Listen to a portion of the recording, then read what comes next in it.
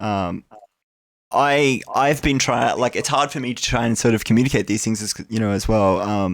Like I've struggled because I see these like opportunities, and then I don't really completely understand the technology enough to be educating people like about it in the most convincing way, I guess. That I'm just like, no, please, like, believe me, like, there's some genuine purpose for some of this stuff.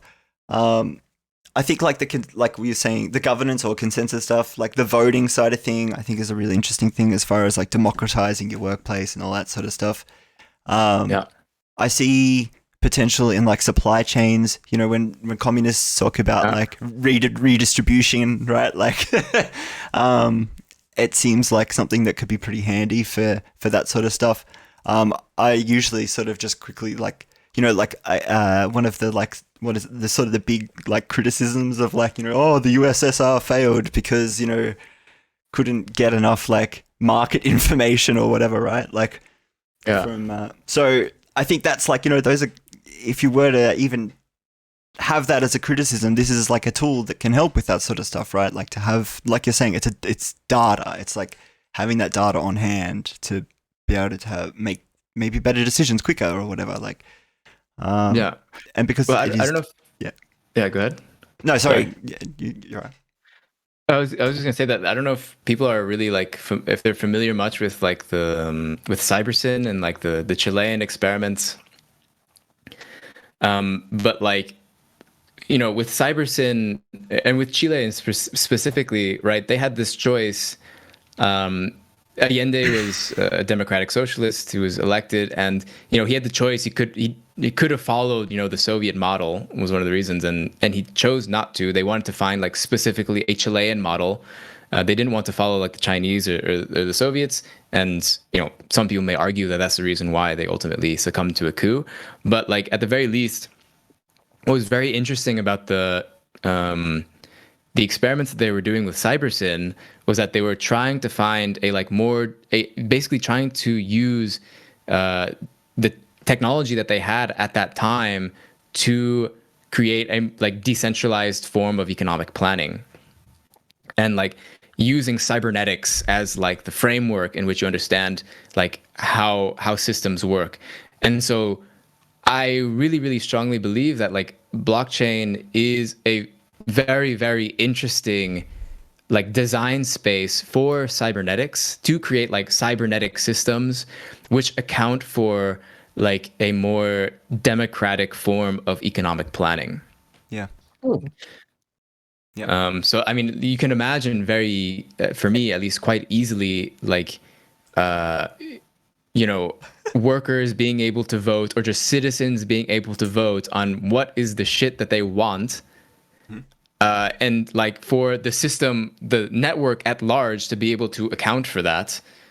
And like, um, you know, yeah, But like that's a great this is point. We not a could be, we form could be of, having we could be having elections and voting on things like way more regularly, right? Like if the infrastructure was exactly, there to yeah. do it, we don't have to vote every 4 years or whatever. Yeah, Like, yeah, yeah, it definitely yeah. seems like it would simplify the process of implementing like mass line kind of.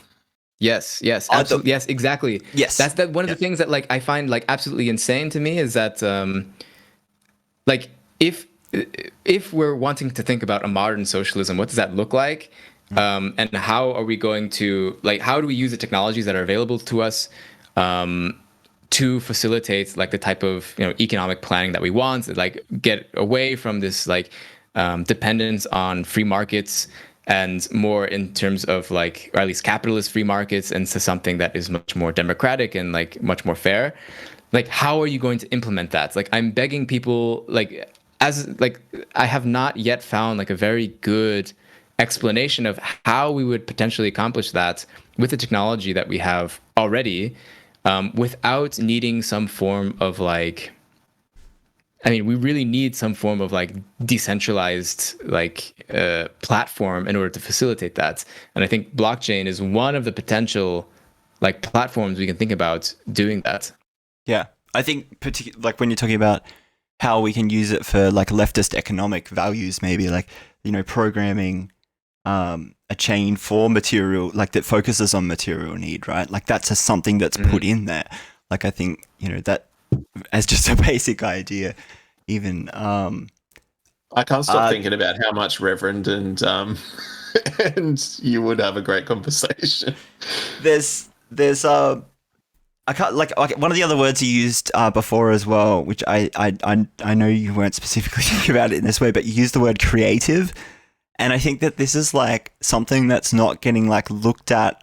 Like people think like creative and art at the moment on blockchain is NFTs, but I think there's like a potential for like so much really interesting creativity that hasn't been discovered yet, as far as like changing the way that we even do art in certain things. And I think that's like another cool, like there is a lot of room for creativity that's not being explored. It seems like that's like another thing. I know like NFTs just are such a big thing at the moment and keep getting talked about. And it is definitely something I kind of do want to touch on really briefly. How much time do you have left? Because I don't know how long you set aside for us. We're usually live for like about 4 hours maybe. So we can keep going on this. As long as you got the energy. Yeah. No, I mean, I can talk about this for hours. I think I kind of like, honestly, I'm a little bit the same. And so like, I've been really excited for this because I've held back so much from like bombarding chat about like this sort of stuff for ages.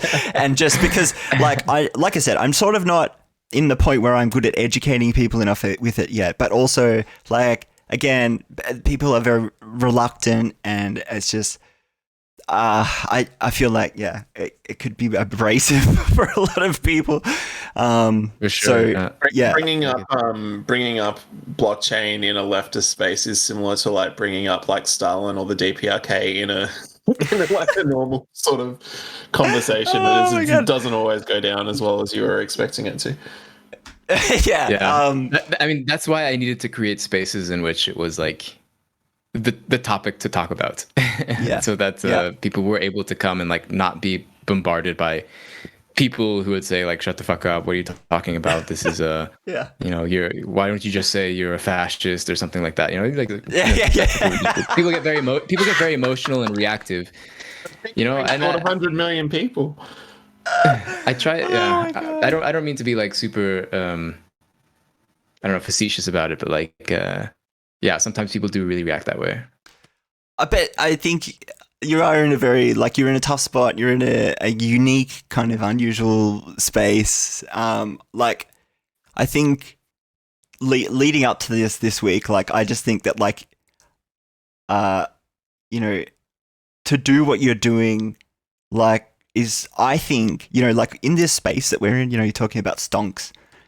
I honestly think that like you believing in yourself is like one of the biggest investments that you could make. I think you're gonna. I think it's helping a lot of people. You know what I mean? I really do think that. I think that. We're buying in early. We're getting a good entry on the blockchain socialist. You know what I mean? We're buying the bottom. You're miles away from the top yet. I really think that. I think that you're going to have a lot more influence in this space over the coming years, and I think that people are absolutely going to start to listen to you some more. And that's partly why I want people.